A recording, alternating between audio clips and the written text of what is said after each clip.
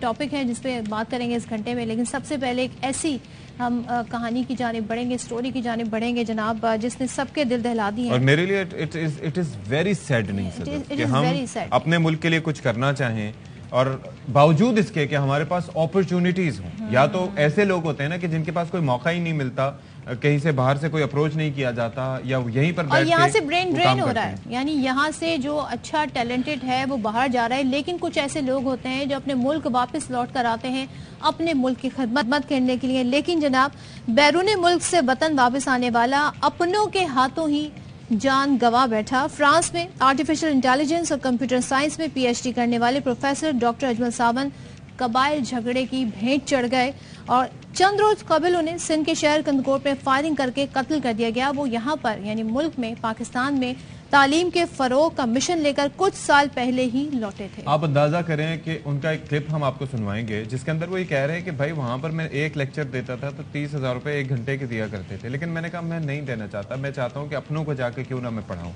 تو just imagine the kind of passion this man had. پہلے ذرا سنواتے ہیں یہ کلپ آپ کو.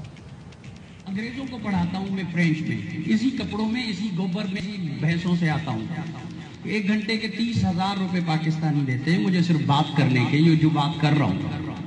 پھر بھی کرتا ہے نہیں یار میں یہ کلاس نہیں پڑھا رہا، میں آصف کے پاس جا رہا ہوں، کوئی اور دیکھ لو، میں اپنوں کو پڑھاؤں گا. Anyways see you again, thank you so much. اور دیکھیں جی سفاق قاتلوں نے جی ایک سرمائے سے محروم کر دیا پاکستان کو. بتایا جا رہا ہے پولیس کی جناب سے جی سندرانی اور ساون قبائل کے درمیان تصادم تھا، اور یہ جو قبائلی جھگڑے ہیں اس تنازع میں اب تک ایک عورت اور ڈاکٹر اجمل ساون سمیت 7 افراد جان کی بازی ہار چکے ہیں. تو جناب اس پر ذرا بات کر لیتے ہیں، وجوہات جان لیتے ہیں. ہمارے ساتھ موجود ہیں چیف رپورٹر سندھ لالا اسد پٹھان، اور واقعے کی مزید تفصیلات بھی بات کریں گے. S S P Kashmore Irfan Samo صاحب بھی ہمارے ساتھ موجود ہوں گے.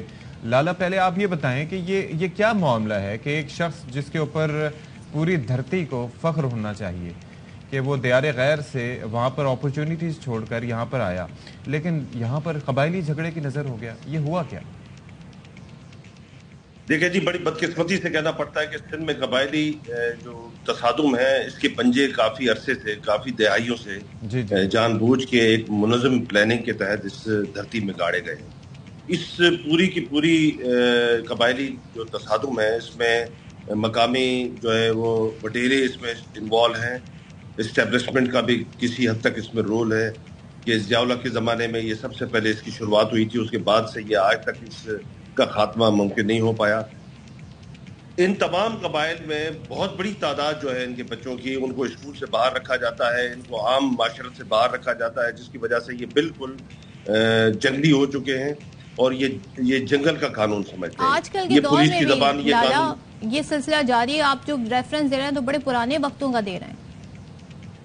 آج کل کے دور میں بھی یہ جاری ہے. کچے کے علاقے میں بارہا آپ کے پروگرام میں اس سے پہلے بھی کہہ چکا ہوں، یہ جو ڈاکو فیکٹر ہے یہ بھی یہی قبائل جو ہے بعد میں جب آپسی تصادم کرتے پھر یہ کرائم کی دنیا کی طرف چلے جاتے ہیں.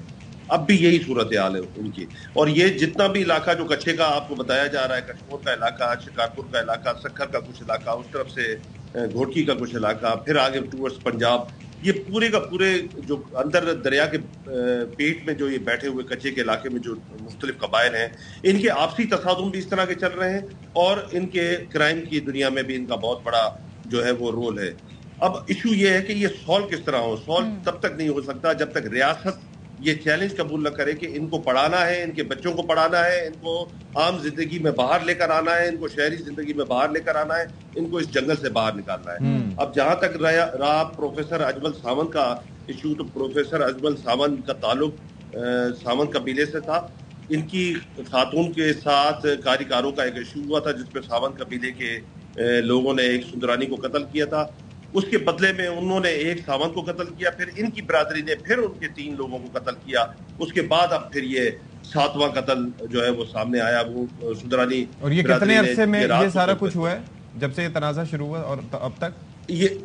یہ تقریباً کوئی سال کے اندر کی کہانی ہے، 6 مہینے سال کے اندر کی ٹوٹل کہانی ہے. مگر اسی طرح کی کہانیاں آپ کو سندھ کے مختلف علاقوں میں ملیں گی اور بالخصوص کچے کے علاقوں میں ملیں گی، کیونکہ ان تمام لوگوں کو شہری زندگی سے، عام زندگی سے، عام خوشحال زندگی سے ایجوکیشن سے ہر چیز سے دور رکھا ہوا ہے. اور اس میں سب سے بڑا جو رول میں سمجھتا ہوں وہ مقامی سرداروں کا ہے. مقامی سردار ان کو جان بوجھ کر اس جنگلی زندگی میں گزارنے پر مجبور کرتے ہیں تاکہ یہ ان کے لیے کام کر سکیں, الیکشن میں ان کے لیے ہتھیار کے طور پہ استعمال ہو, اور جنگل میں رہ کر یہ جہاں ان کو ضرورت پڑے تو وہ امن امان کو بھی خراب کرنے میں یہ لالا ساتھ ہی رہے گا. S S P Kashmore Irfan Samo صاحب ہمارے ساتھ ہیں. سر یہ بتائیے گا, یہ قبائلی جھگڑے کیا جس طریقے سے ان سے صرف نظر کیا جاتا رہا, اس واقعے سے بھی یہی کیا گیا ہے یا کوئی کارروائی ہوئی ہے, کوئی ایکشن ہوا ہے, کوئی گرفتاری ہوئی ہے؟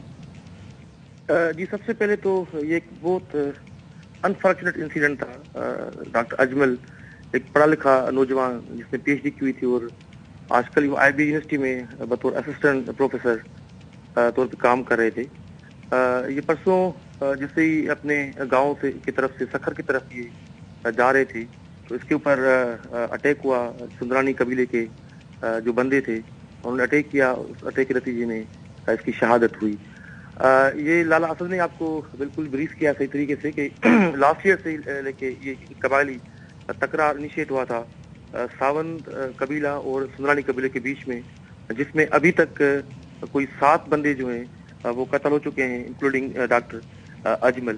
ان کی جو بیسک جو وجہ تھی وہ تھی آنر کلنگ, جس کی وجہ سے ایک سندرانی جو بندہ ہے وہ مارا گیا تھا ساونت قبیلے کی طرف سے.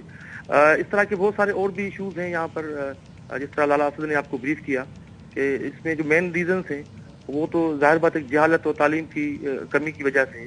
ادروائز سر آپ کی طرف سے کوئی ایکشن, کوئی کارروائی؟ جی بالکل, میں آپ کو وہی بریف کر رہا ہوں کہ جیسے ہی پولیس کو یہ اطلاع ملی کہ پولیس نے فوری طور پہ جو سسپیکٹس ہیں ان کے گھروں پہ ہم نے ریڈ اسٹارٹ کیے, اور ابھی بھی میں آپ سے بات کر رہا ہوں تو ابھی بھی ہمارے جو ریڈس ہیں ان کے اوپر جاری ہیں. وجہ یہ ہے کہ کیونکہ یہ کچے کا علاقہ ہے, ان کے جو گھر تھے وہ بالکل خالی تھے جن کو ہم نے ڈیمولش کیے ہیں. ساتھ میں آپ کو یہی بتاؤں کہ ان کو جو بہت سارے اسپاٹس ایسے بھی تھے جنگل ایریا کے جہاں پر ان کے مورچے بنے ہوئے تھے جس سے وہ ایک دوسرے کے اوپر فائرنگ کر رہے ہوتے ہیں. اچھا, لیکن یہ تو ظاہر ہے کہ آپ لوگ جو بھی کریں گے وہ ریمیڈی نہیں ہوگی. وہ تو یہ ہے کہ اس وقت صورتحال کو کنٹرول کرنے کے لیے اریسٹ کر لیے. لالا یہ بتائیں کہ کوئی روک تھام کے لیے, کوئی صحیح معنوں میں روک تھام کے لیے کیا کچھ ایکشن نظر آ رہے ہیں, یا آپ کیا تجویز کرتے ہیں کہ کیا ہو سکتا ہے؟ کیونکہ پولیس والے ایک کو پکڑیں گے پھر دوسرا وہاں سے آ جائے گا, کیونکہ یہ پورے قبائل کا ایک چکر ہے, کسی ایک فرد واحد کی بات نہیں ہے. تو کیسے سارٹ ہو سکتا ہے آپ کی نظر میں یہ؟ دیکھیں جی, یہ سب سے بڑا جو اس مسئلے کو حل کرنے میں جو کردار ادا کر سکتی ہے وہ سندھ حکومت کر سکتی ہے, مگر سندھ حکومت اس پر کوئی خاص توجہ نہیں دے رہی. سندھ حکومت کو چاہیے کہ ایک تو پولیس کو انتہائی ویل اکوپمنٹ کرے تاکہ وہ ان قبائل اور ان ڈاکوؤں کے خلاف جو بعد میں قبائلی جھگڑوں سے گزرتے گزرتے ڈاکو بن جاتے ہیں, اور ان کے پاس جدید اسلحہ موجود ہے. اب بھی پولیس جن جن علاقوں میں گئی ہے, جس طرح عرفان آپ کو بتا رہے تھے, واحد بخش ہے, سردار خان ہے, بہرام خان ہے, بخت سندرانی, یہ 4 گاؤں کو جو ہے وہ اس میں ان کے گھروں کو مسمار کیا گیا ہے. ان کو جو پالنے پوسنے والے تھے ان کے گھروں کو مسمار کیا گیا ہے. یہ آگے ان کو بارڈر کیونکہ بلوچستان کا لگتا ہے تو یہ بلوچستان کی طرف بھی چلے جاتے ہیں, چھپ جاتے ہیں وہاں پر.